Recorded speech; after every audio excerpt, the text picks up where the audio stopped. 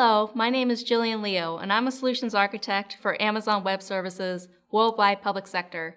And today I'm going to recap the networking announcements made at reInvent 2018. Let's get started. First, let's talk about the networking announcements in general. I'm happy to introduce AWS Transit Gateway.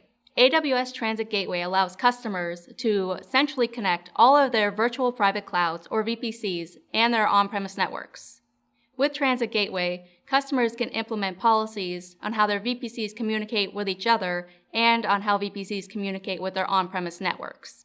Some of the key features of Transit Gateway are centralized routing policies for VPCs and on-premise networks. You can choose to use a static route table for all of your VPCs or create custom route tables for all your VPCs individually. It scales to support thousands of VPCs, and if you have a multi-account structure, you only need one transit gateway to interconnect all of your VPCs. You can increase connectivity throughput with your VPNs by adding a multi-VPN connection. It allows you for flexible segmentation and routing rules within your VPCs. It is horizontally scalable, and it has simplified management. What are the benefits of Transit Gateway? The first one being simplified networking. You can centrally interconnect multiple VPCs across all of your accounts. You can also increase your VPN throughput by using equal cost multipath routing. We've tested this up to 50 gigabytes per second. There is one central connection for your VPN, and coming very soon, your direct connect. So you no longer have to configure your on-premise connection into your environment. You only have to connect it to your Transit Gateway once, and then you can replicate it from there on. You can also reduce or even eliminate your peer-to-peer networking between your VPCs. Next is global connectivity. Although Transit Gateway is a regional structure which we believe will reduce the blast radius, you can use VPC peering in order to connect to other regions. Once you're using VPC peering, you'll be using the AWS network backbone in order to reduce latency because there is zero congestion. Next, you have easy manageability. This just reduces time to configure on-premise networks to your VPCs. Again, you only need to do it one time in order for connectivity to be in place. You can easily monitor and manage your connections through one single pane of glass. You also can leverage existing VPC security groups as well as network access control lists, and it is integrated with CloudWatch and VPC flow logs for continuous monitoring. How does it work? So when you first create your Transit Gateway, you will connect it to various VPCs within your environment. For each VPC, we recommend using multiple availability zones in case there is ever an outage. The Transit Gateway will place an elastic network interface in each individual availability zone. You only need one elastic network interface in order to communicate with the entire availability zone. Transit Gateway will utilize the default route in the routing table to connect with the entire site or network of your VPC. Then, once that ENI is in place, you can direct traffic back to the Transit Gateway using your routing tables. What's really great about Transit Gateway is that it's networking in AWS simplified. Before having Transit Gateway, you had to have multiple VPC peering connections between your VPCs in order for them to communicate. Or if you wanted to route between your VPCs, you had to have a VPC transit hub with a router running on an EC2 instance. We've heard our customers' feedback, and we wanted to simplify that for you guys. Now, all you need is one Transit Gateway to interconnect with all of your VPCs and all of your accounts in one region. You can also have a DMZ as well, by directing all the traffic ingress through your Transit Gateway to go through a VPC which has your IDS and IPS technology running in it, and then flow to your other VPC environments. You can even have an ingress and an egress DMZ, which would lead out to the internet. Next, I'd like to introduce AWS Cloud Map. It's all in the name. AWS Cloud Map is a map of your cloud, or at least all the resources running in your cloud. You can define custom namespaces for your applications or environments within AWS Cloud Map.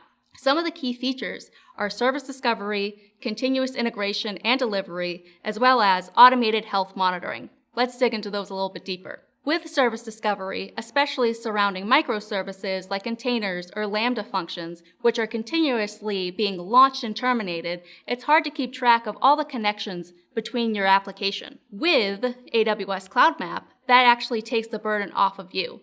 It continuously creates an up-to-date registry of all your healthy resources in order to map those dynamically in your application. With continuous integration and delivery, you can have multiple versions in multiple environments in multiple regions.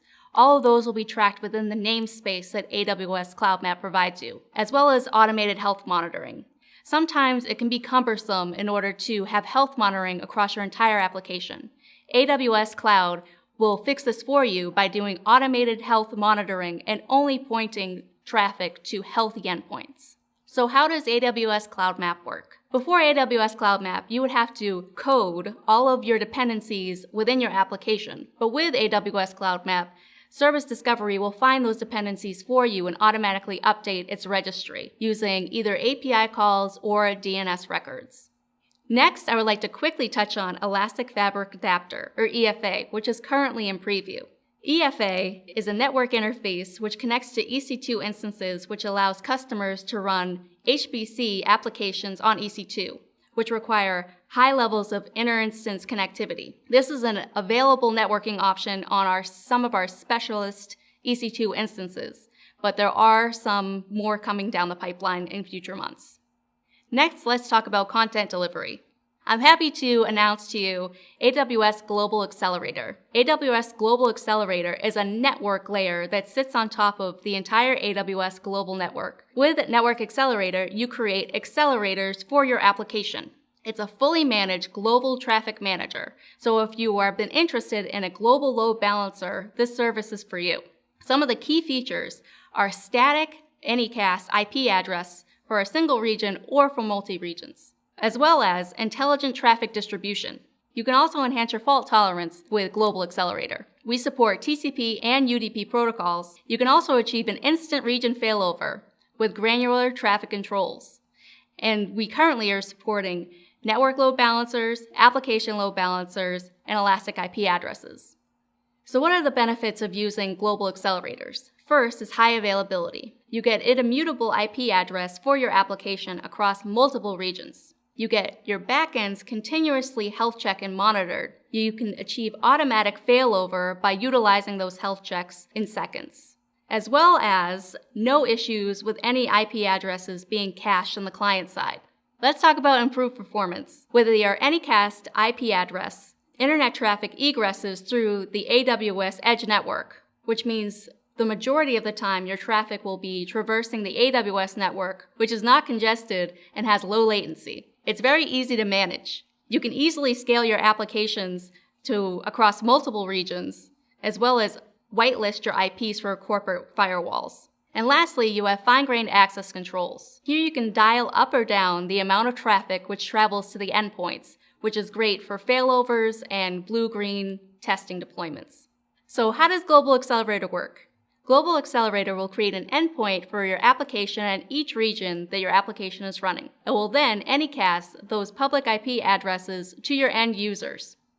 Once those end users get those IP addresses, they are free to cache them because they will likely change very infrequently. Once your end user would like to access your application, it will hop on to the AWS network in its closest edge location, and will traverse the AWS network all the way to your environment and your application, ensuring the best user experience. I want to say thank you for recapping the networking announcements at reInvent 2018 with me.